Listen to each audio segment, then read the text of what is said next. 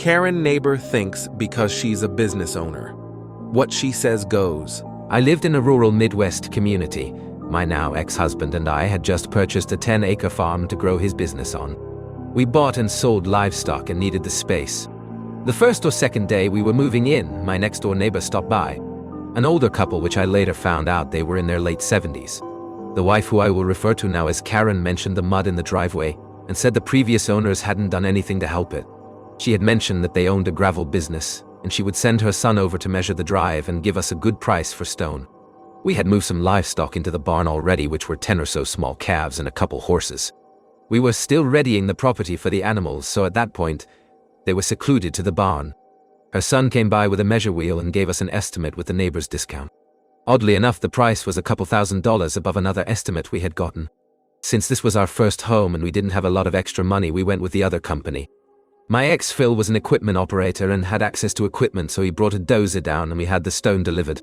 About 2 days later, we get a knock on the door and it's a state agricultural inspector. She stated that there was a complaint made that we had several cattle that were recently brought in from out of state without proper transport documents. We had to notify them where they came from and who our veterinarian was. I learned very early on in this business to keep very good records, so I had everything they needed readily available. I asked if she was able to tell me who the complainant was, and she said sure and showed me the name on her document. Sure enough, it was Karen. She came back the next day and stated she had all she needed and we were good to go. About a month or two later, we get a visit from the township supervisor. There was a complaint to them made that we had too many animals on our property and we were violating township ordinances. I told him that I had already spoken to him before we purchased the farm and told them our plans, and he said that it would be fine. He said it was specified in the ordinance and there was nothing he could do. He asked if there was a way we could acquire more land. Sensing that he was suggesting something, I asked what he meant. He said the township ordinance states that if we have 20 acres that we can have all the animals we want and no one can do anything. We spoke to our opposing neighbor on the opposite side of Karen and got a lease for an additional 10 acres that we didn't use but satisfied the township. Another week or so and I got a visit from animal control. They got an anonymous complaint that my dogs were not well taken care of. He said that the complaint was they were super skinny and they would come begging to the neighbor's house for food. Our property was on a main 2-lane highway, and we had the whole property fenced in, so there was no way they could even get to the neighbor's house. I showed him their food and water, and my door between my mudroom and kitchen was glass, and I had the dogs in the kitchen. He stated he needed to see them and check them out. I warned him that my 2 male dogs would lick him to death and jump on him, and he wasn't worried. I then said my female doesn't like men. She will circle around him and make some awful noises, but she is harmless. I opened the door and sure enough, the boys jumped all over him giving kisses. He rubbed down both of their sides and stated how well built they were, and they were some of the best looking dogs he has ever been called on. I asked if he wanted to see the female and he said that he was all good and there was no way he was touching that dog because she was doing exactly what I said she would do. I asked him if he needed to see my other animals and he said because the complaint was about the dogs he didn't need to. He assured me there was nothing to worry about and went on his merry way.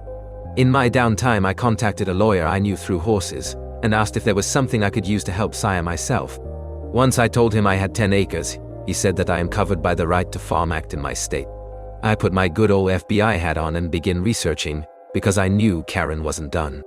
I printed the 170-page act out and started highlighting how it would benefit me.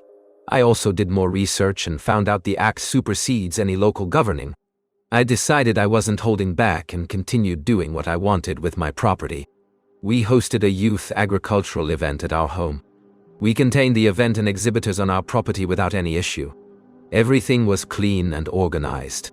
About 3 weeks later, we had also hosted a fundraising benefit for a close friend's son that was in a very bad car accident and was not likely to walk again.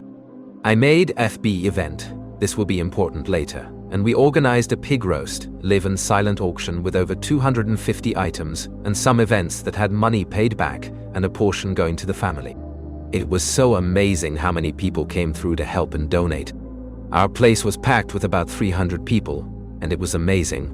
We raised over $10,000 for the family.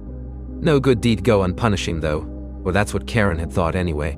Within a couple days, we got a letter in the mail to cease and desist all activities from the township. I was visited by the police and the health department. I also received a call from the youth association we had hosted the event for. He stated that Karen had called him threatening that she would sick her lawyer on him. She was yelling that the event was so disruptive that the loudspeakers we had shook her house.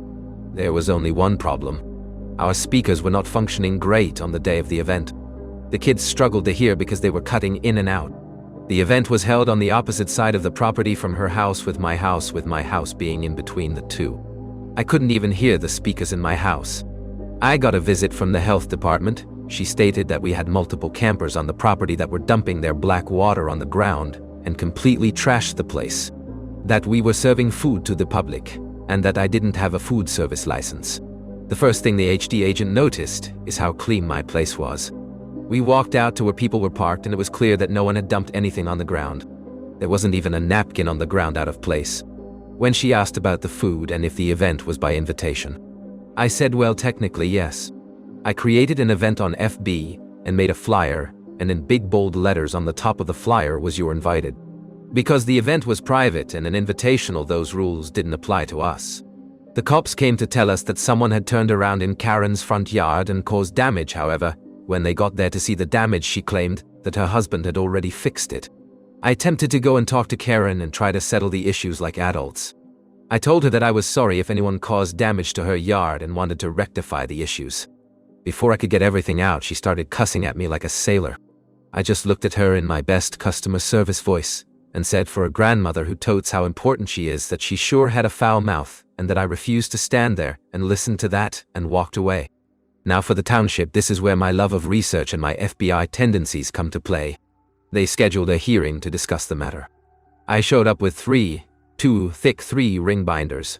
Karen was sitting there right next to the township lawyer, looking all smug and entitled like she had won already. The township opened the hearing and she immediately got up and ranted about the events we were holding at our home. She said these events draw drugs and alcohol. And bad behavior, and those events needed to be ceased. I stood up and pleaded my case and told them that I was covered under the previously mentioned act, and the event we hosted is for youth that have to maintain a certain grade point average to participate, and if they are caught doing any of those things, they are kicked out. I also read a letter that the president of the event emailed to me about his interaction with Karen, and he also reiterated the rules of the events. After I was done, a man stood up and he ended up being our hero. He stated that he lived on the other side of Karen, and he had no issues with the events, and also he didn't appreciate getting a letter in his mailbox that wasn't stamped or properly mailed by Karen. Apparently, Karen put letters in all the neighbors' mailboxes pleading for all of them to show up for the hearing and to vote against us. Hero was mad and made a point to tell her that she is lucky he didn't call the law, as it's illegal to put unposted mail into someone's mailbox. The best part was after he was done speaking, he looked at me and said, "I will get you a copy of this letter." Karen tried to grab the letter out of Hero's hand and he said, "Excuse me." "What are you doing?" she said. "That's my letter, and I would like that back." Hero looked at her like she was crazy and told her fat chance. The look on Karen's face after that was priceless. The board discussed the matter, and it was 8-2 in our favor. After the meeting, we talked to Hero outside for a few, and shook his hand and thanked him for coming and speaking up. He told us that Karen thinks she can control everything because of the business they own, and it was a pleasure to help see her fall on her face. The township tried to find something to get us in trouble for her but couldn't. Their lawyer, persuaded by Karen, called me a few times to provide proof of how I was covered under the act. After a few phone calls with him, I told him that I don't have to prove anything, as I was advised by the local agricultural agency. He had to prove how I wasn't covered under the act and file a civil case if he found so. Well, needless to say, I never heard anything from the township or Karen again. I apparently was the talk of the neighbors of how a little girl, as Karen called me, took her down. I was in my early 30s at the time, so not sure how I was a little girl, but I'll take it. Since this has happened, I have helped other people that are fighting with townships in our area become well versed in how the laws can work in their favor. Subscribe.